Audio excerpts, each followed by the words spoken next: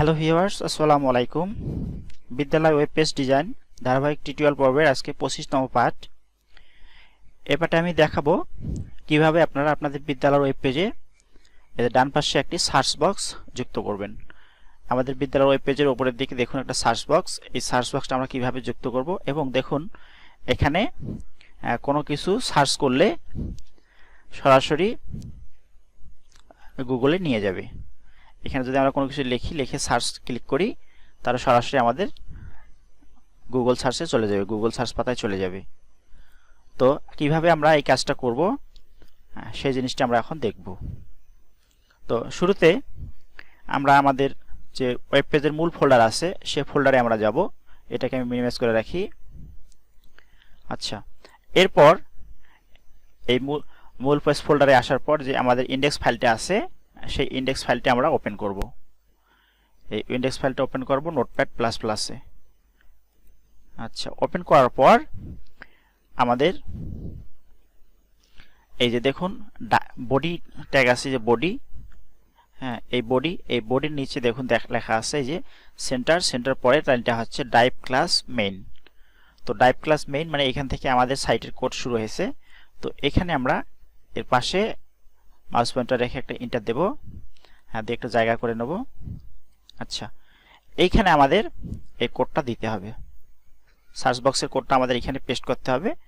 তো কোডটা এখন আমরা কপি করব। তো এই জন্য আমরা এই লিঙ্কে চলে যাব, how to add search box on home page of any website. তো লিঙ্কটা আমি দিয়ে দেব ডেসক্রিপশন বক্সে, ভিডিও ডেসক্রিপশন বক্সে। তো আপনারা সেখান থেকে লিঙ্কটা কপি করে নেবেন, কপি করে একটা নিউ ট্যাবে নেবেন বা সরাসরি ক্লিক করে আপনারা ওপেন করবেন।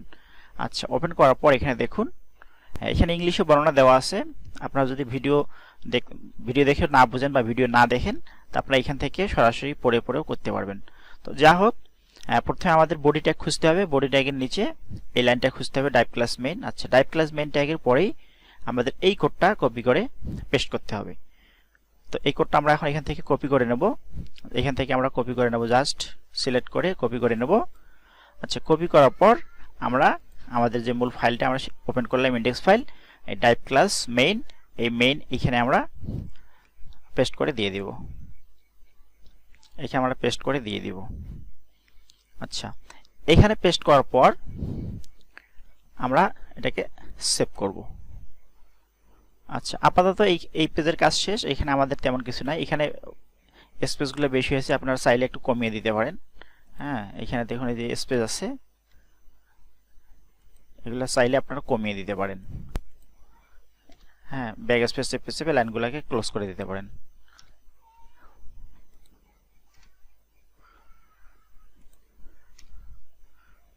এগুলাকে ক্লোজ করে দিতে পারেন। যা হোক, আচ্ছা এগুলো ট্যাপ চেপে একটু সমান করে দেই। আচ্ছা, হয়ে গেল, আমরা এটাকে সেভ করে দেব। আচ্ছা, এরপরের কাজ হচ্ছে আমাদের এই সার্চ বক্সে আমরা যুক্ত করলাম এটাকে একটু ডিজাইন করা, স্টাইল করা। তো ডিজাইন করা বা স্টাইল করার জন্য আমাদের যে কাজ সেটা হবে সিএসএস ফাইলে। তো এটা আমার কাজ শেষ, এটা আমি এখন ক্লোজ করে দেই।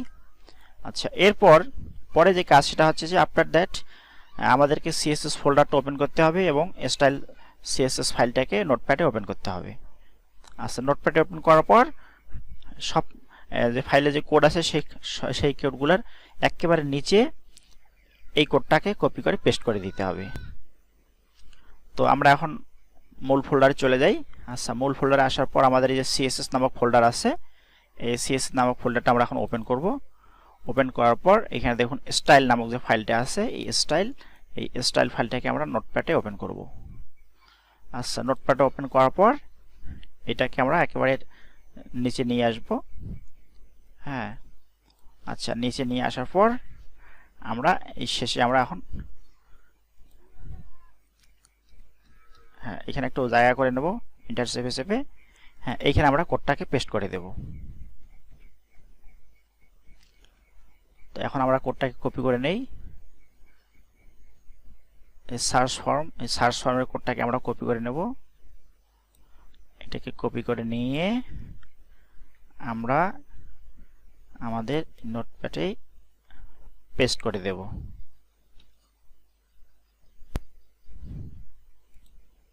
এটাকে পেস্ট করে দিয়ে দিব। তাহলে আমার এখানকার কাজ শেষ। এবার সেভ করব। আচ্ছা, সেভ করব। এটাকে মিনিমাইজ করে রাখি, এটাকেও মিনিমাইজ করে রাখি। এখন আমাদের ইন্ডেক্স ফাইল যেটা, সেটা আমরা এখন ইন্ডেক্স ফাইলে ক্লিক করে আমরা এখন আমাদের সাইট ওপেন করব। হ্যাঁ, দেখুন আমার এখানে সার্চ বক্সটা চলে আসছে।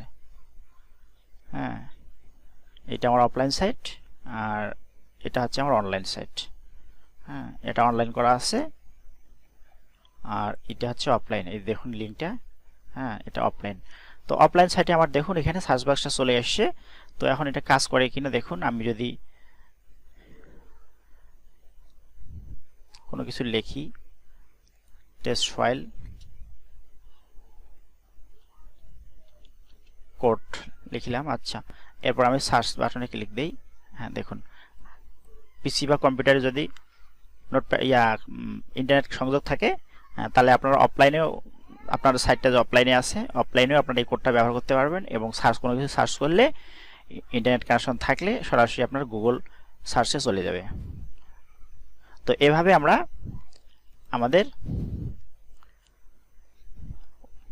বিদ্যালয় ওয়েব পেজের একেবারে উপরে ডান পাশে আমরা সার্চ বক্স যুক্ত করতে পারি।